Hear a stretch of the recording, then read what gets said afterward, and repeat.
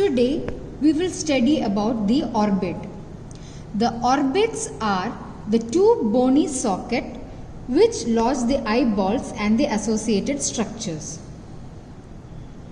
Coming to the shape of the orbit, it is pyramidal in shape, having an anterior base, that is the orbital opening, and a posterior apex, and four walls, that is the medial wall, lateral wall, roof and floor. Let us look at the base or the orbital opening. It consists of four margins, that is the supraorbital margin, infraorbital margin, lateral margin and a medial margin. The supraorbital margin is formed by the frontal bone. It has got a supraorbital notch here and a supraorbital foramen. It is situated at the junction of its medial 1/3 and the lateral 2/3. The lateral 2/3 of the orbit is quite sharp when compared to the medial 1/3, which is rounded. This supraorbital notch or the foramen, it transmits supraorbital nerve and artery and a communicating vein between angular and superior ophthalmic vein. Coming to the infraorbital margin, it is formed by the maxilla medially and zygomatic bone laterally.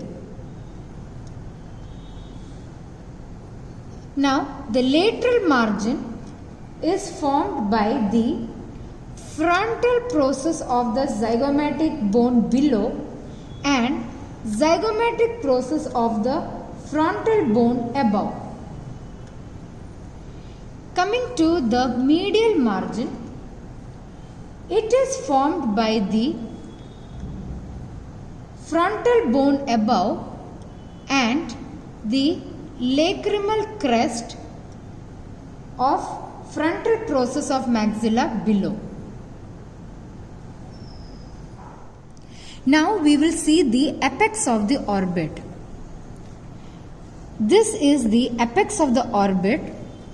It forms the posterior end of the orbit. It is contributed by the sphenoid bone.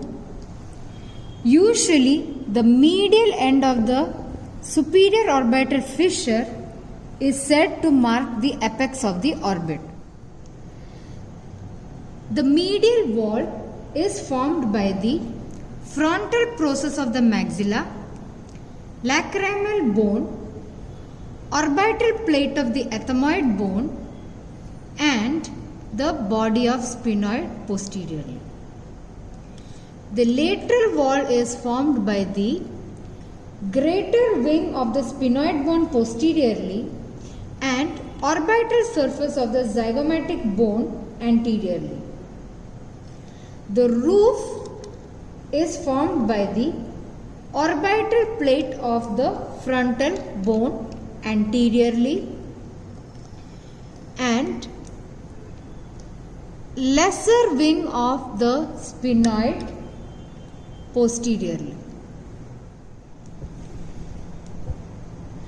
Coming to the floor of the orbit, it is formed by the orbital surface of the maxilla medially and the orbital surface of the zygomatic bone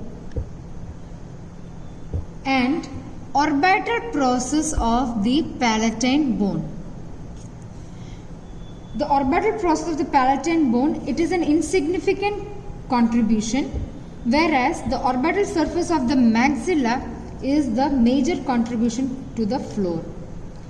Now let us look at the communications. The orbit communicates through several passages with adjacent regions. That is, the orbital opening with a face,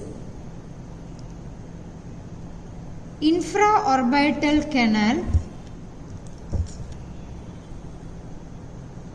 through the infraorbital foramen to the face, and optic canal with the middle cranial fossa, superior orbital fissure with the middle cranial fossa. This is the inferior orbital fissure. It communicates with the infratemporal fossa laterally and the pterygopalatine fossa medially.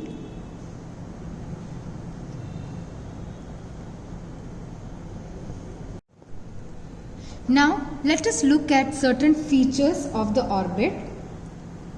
The anterolateral part of the roof is slightly hollowed out to form a fossa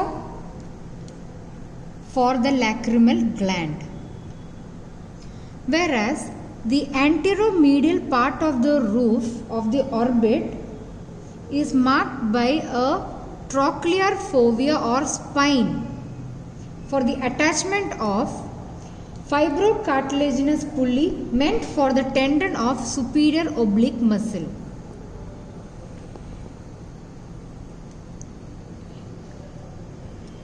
Now we can see the optic canal. It is present at the posterior end of junction of roof and the medial wall. It transmits optic nerve and ophthalmic artery.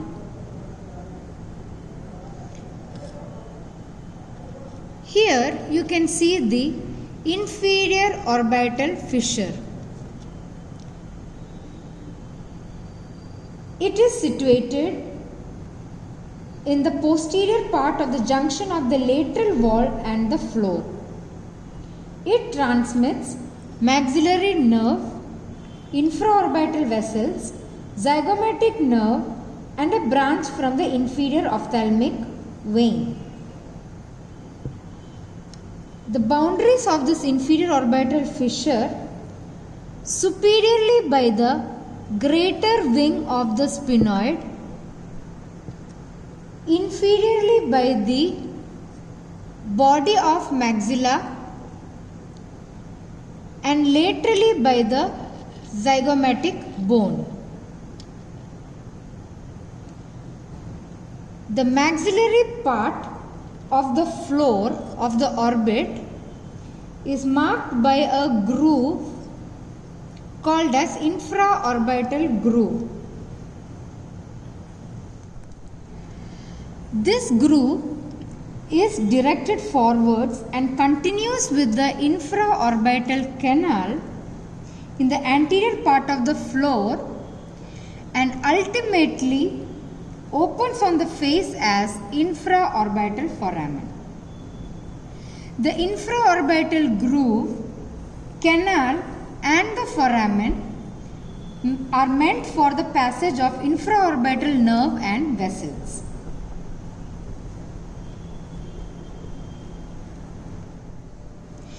In the anterior part of the medial wall, that is the posterior part of the frontal process of the maxilla, and the anterior part of the lacrimal bone, it forms a vertical fossa called as lacrimal fossa.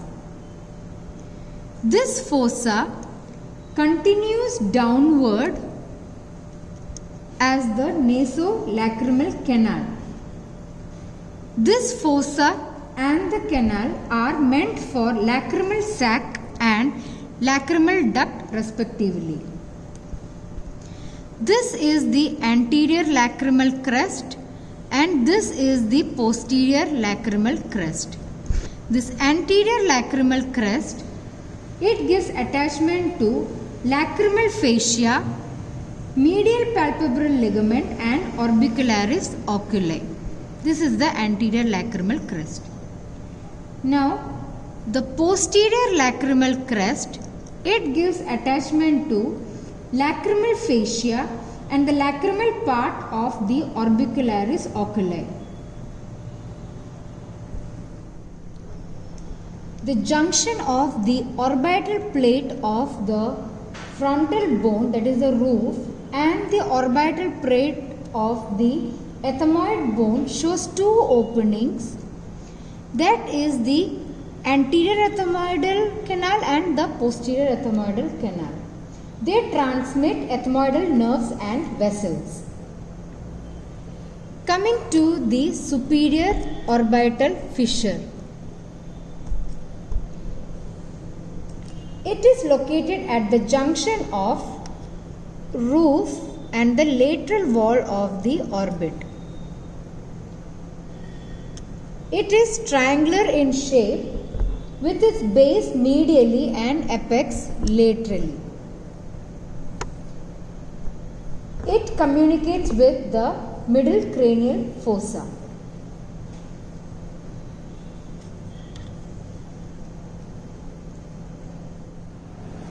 Let us look at the superior orbital fissure in detail.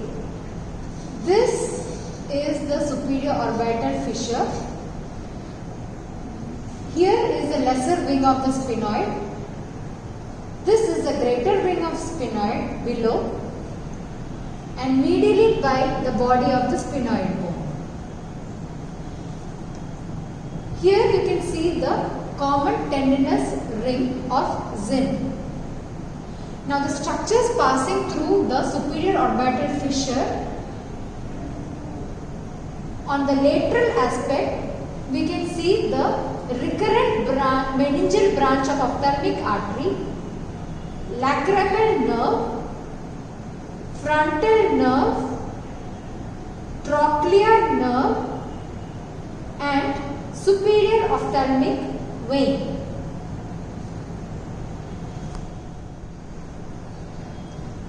Now we will see the structures passing through the middle part of the superior orbital fissure, that is through the common annular tendon.